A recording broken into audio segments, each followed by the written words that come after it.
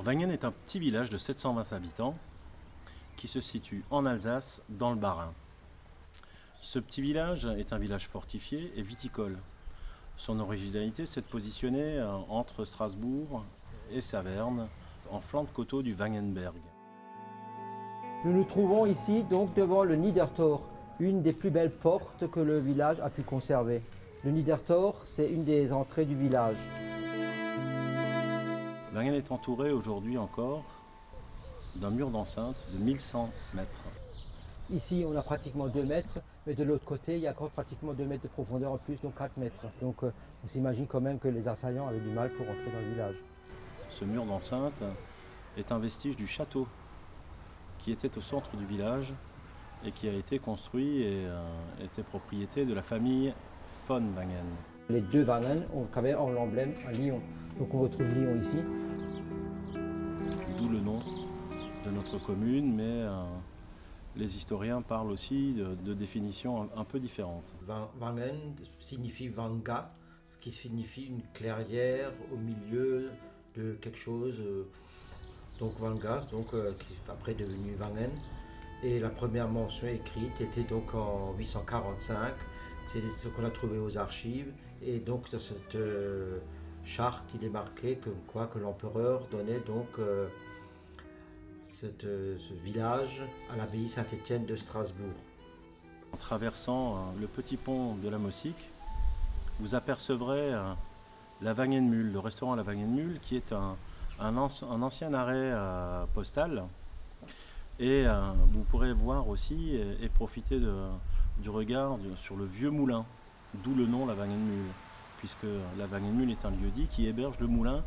Et à l'arrière et à côté de La Wangenmühle et du moulin, vous observerez une maison à cran, à toiture crantée, crénelée quasiment.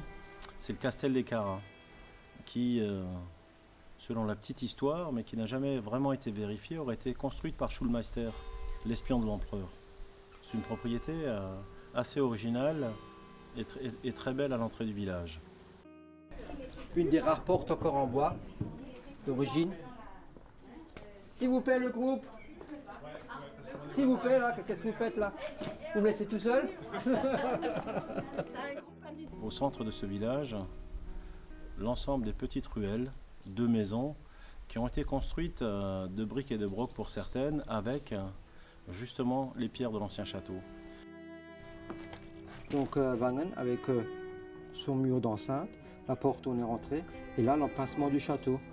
Comme vous pouvez voir, de part et d'autre, un gros mur. On descendait. On le voit là, hein, le mur. Là, le mur qui est là. Et qui descend donc vers le fossé. Et après à la motte féodale, c'est là que se trouvait le château octogonal. Et donc l'abbaye Saint-Étienne a décidé de l'enlever complètement à partir de 1750. Il a servi de carrière. On a utilisé les pierres pour faire tout ce qui est Freihof, tous les nouveaux bâtiments. Avant le Freihof était entouré par des haies. Et donc c'est là qu'on a décidé à mettre des murs partout autour du Freihof. Donc on a énormément besoin de pierres. Et donc le château a servi à ça.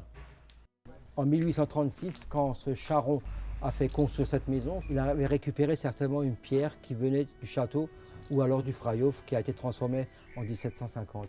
Au milieu du village, l'église, notre église Saint-Étienne est une église simultanée qui accueille catholiques et protestants pour le culte et la messe. Cette église héberge en son sein un superbe tympan dont nous venons de fêter le 800e cette année, qui est un vestige des ancêtres et des familles résidant à l'époque à Wangen. Donc ici, on se trouve devant une porte Renaissance murée, mais le plus important, c'est quand même l'inscription. Donc à cette époque-là, donc en 1595, pas beaucoup de gens à Wangen savaient lire, mais il y avait une famille Geiss. Geiss en alsacien signifie chèvre. Donc on a gravé une chèvre dans la porte. Donc ça, tout le monde savait qu'ici habitait Michael Geiss. Donc ici à Wangen, il y a beaucoup de puits qui sont toujours mitoyens, souvent donc accessibles de la rue et des propriétés. Donc un de ces fameux puits qui sont toujours accessibles des deux côtés. Donc ici au côté intérieur et le petit portail qui donne accès aux personnes de l'extérieur pour chercher de l'eau en cas d'incendie. Ici se trouve devant une autre entrée du village, ça c'est le Saut-Mortor, la porte du village. Donc ici aussi un petit banc qui servait donc à se reposer avec les hôtes avant de rentrer dans le village. Nous avons réhabilité le Sommertor il y a quelques années maintenant parce que tout simplement il allait s'effondrer et grâce au partenariat avec le conseil de fabrique, le Sommertor a pu être réhabilité dans son ensemble et transformé en lieu d'habitation.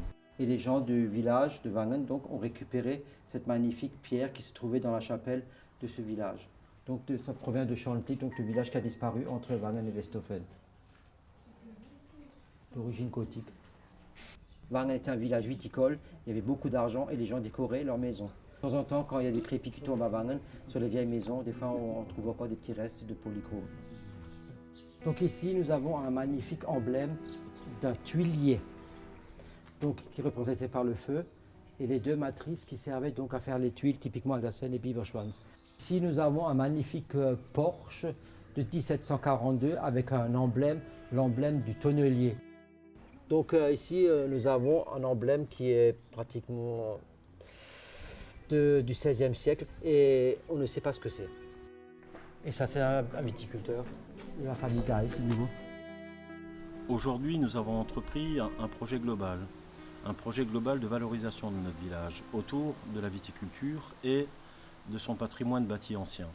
Ce patrimoine bâti ancien, pour le maintenir, nous avons créé en régie interne, après plusieurs expériences ces dernières années, nous avons créé l'atelier du patrimoine qui permet à une dizaine, une quinzaine de personnes, dans le cadre d'un parcours d'insertion sociale et professionnelle, de se voir acquérir les techniques de réhabilitation de murs anciens et d'apprendre à manier un certain nombre d'outils et de méthodes de réhabilitation, encadrés par deux professionnels, tailleurs de pierre et sous la houlette d'un chef de projet.